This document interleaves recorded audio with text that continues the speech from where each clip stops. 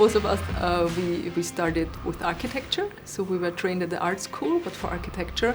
And we worked in the field of architecture for about 10 years. And during that time, food was a kind of hobby because we love eating and we love cooking. And we visited Japan. We worked in Japan for 1 year. And we were really fascinated about the food there, and especially about the design of food. So we tried to research about where is the design of food coming from, why is the fish finger coming in exactly this proportion. And so, yeah, so what was the result then? We made a book. And then after a couple of months, years, we found out how political, how cultural, how important food is. And most probably food design is the most important design discipline of the future, especially the aspect of sustainability is really important, and that's what we are doing now. So now we basically only work in food and design and food and art, and yeah, we do performances, we still do books and photography and texts, videos, so everything that is connected to food and design. The daily decision, what do I eat, has influences everywhere in the world. To produce food, that takes an enormous amount of resources. Global food production, it's about 70% of fresh water worldwide, 50% of land surface that is not covered by ice or water, and a little bit less than 30% of CO2 exposure is coming from food production. So that means if we change the food or the way we produce food and what type of food we consume, we have a very strong, that has a very strong impact on environmental issues. Food design is, let's say, the oldest design discipline.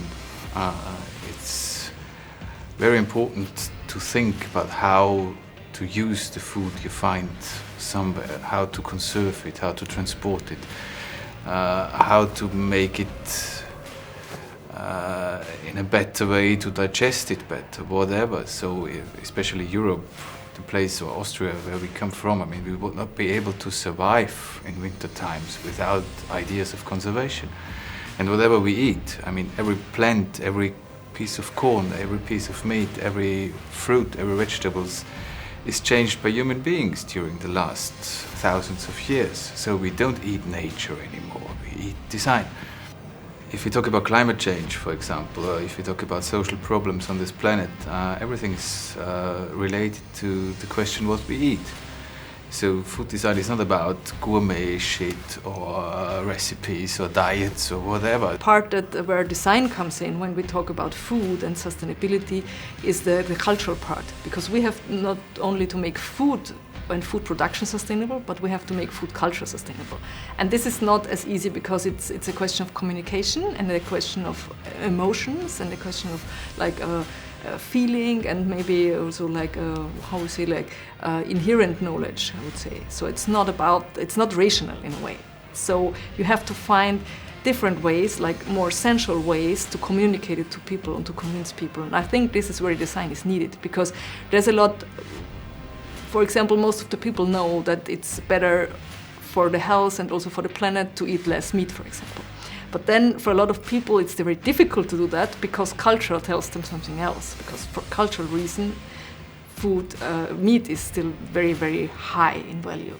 So I think that's what we need to change, and I think this could be done by design or by changing aesthetics, for example, to make like the now less valuable vegetables, for example, more fanciful. Economically, it's a kind of a lie, and the lie is always that mass production and globalized mass production produce the goods for the poor, but in the same way, it destroys lives of the poor.